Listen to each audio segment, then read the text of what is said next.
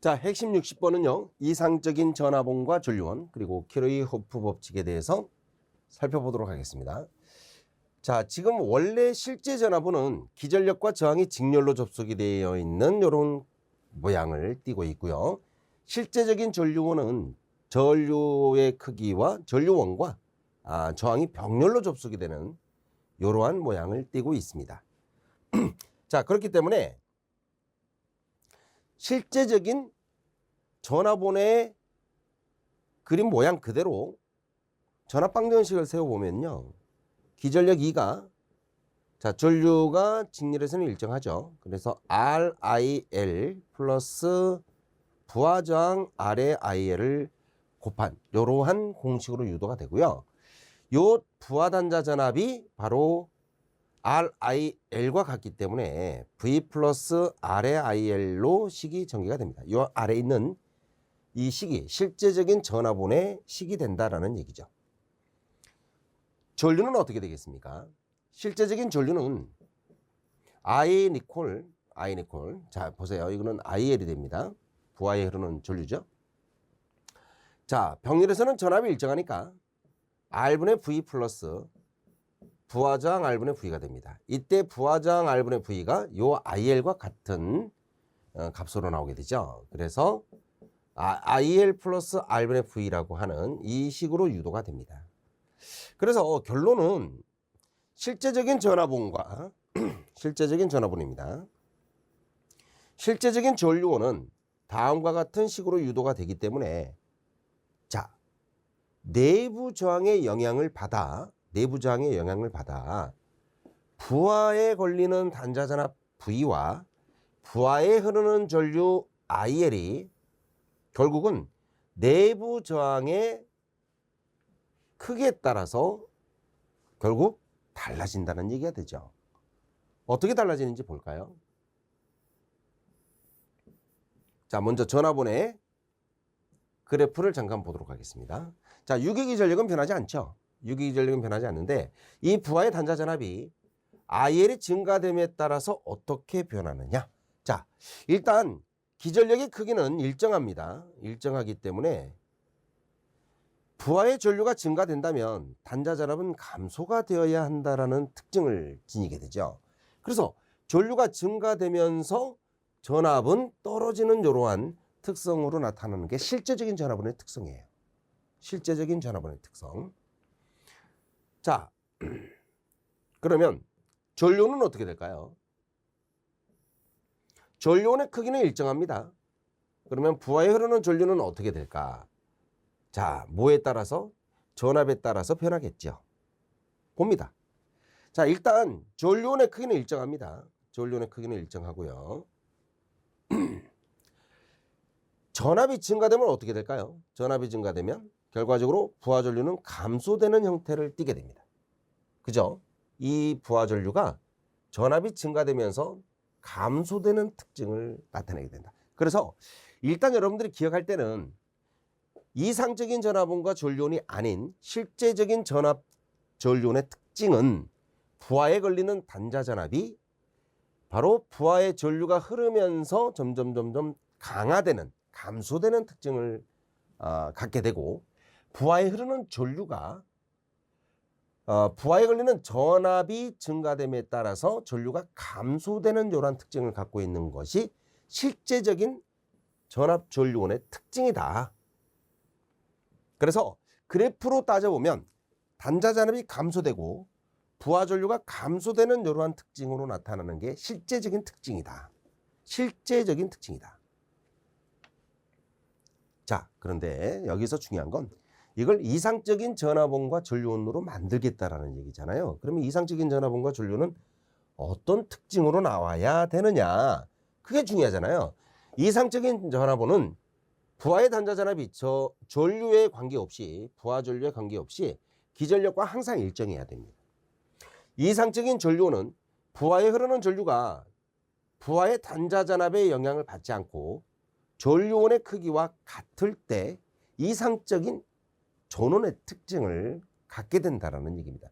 이런 조건을 만족하기 위해서 결론적으로 무엇이냐? 이상적인 내부장은 0이 되어야 하고요.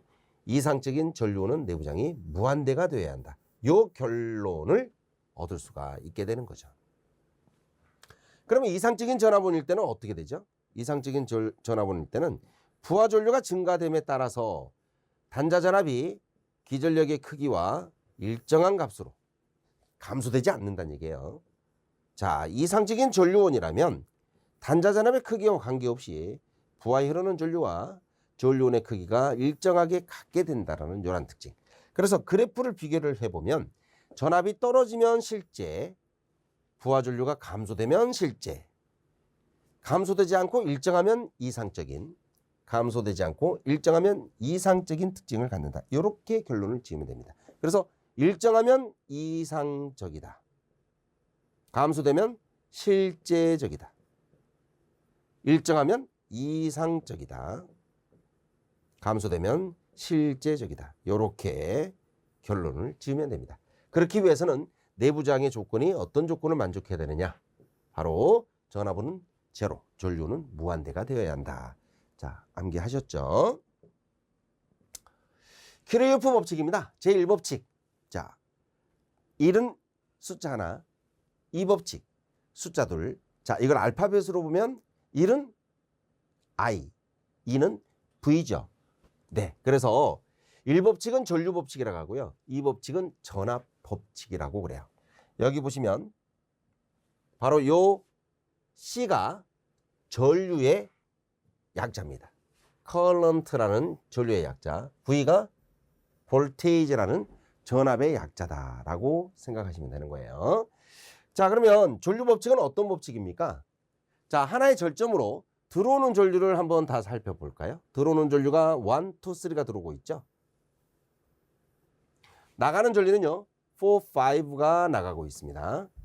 자, 이걸 서로 더했을 때 유입하는 전류의 합과 유출하는 전류의 합은 서로 같아진다라는 이론입니다. 요게 키르요프의 제1법칙이고요. 자, 이 법칙은 자, 기전력을 보겠습니다. 기전력은 여기가 이렇게 좀 길게 그려져야 돼요. 길게. 그래서 플러스 마이너스라는 이런 방향성을 주어지고 있을 때, 자, 하나의 루프에서 전류 방향이 이렇게 주어지면 이 전류 방향에 대해서 전압 방향은 어떻습니까? V1은 플러스고 V2는 마이너스죠. 예. 항상 우리가 기전력은 플러스에서부터 전류가 흘러나오기 때문에, 자, V2는 전류가 위로 흐른다는 결론이죠. 근데 지금 전류가 I1의 방향이 지금 시계 방향으로 돈다면 V1하고는 정방향, V2하고는 역방향이 됩니다. 그래서 기전력의 충합은 V1-V2로 정의를 하고요. 전압 강하의 충합은 R1i와 R2i로 이렇게 표현하게 됩니다. 그래서 기전력의 총합이 전압 강하의 총합과 같다. 이것이 바로 키르요프 제2법칙이 되는 거예요. 자, 그리고 키르요프 법칙은 적용 범위가 어떻습니까? 구애받지 않는다라는 얘기죠.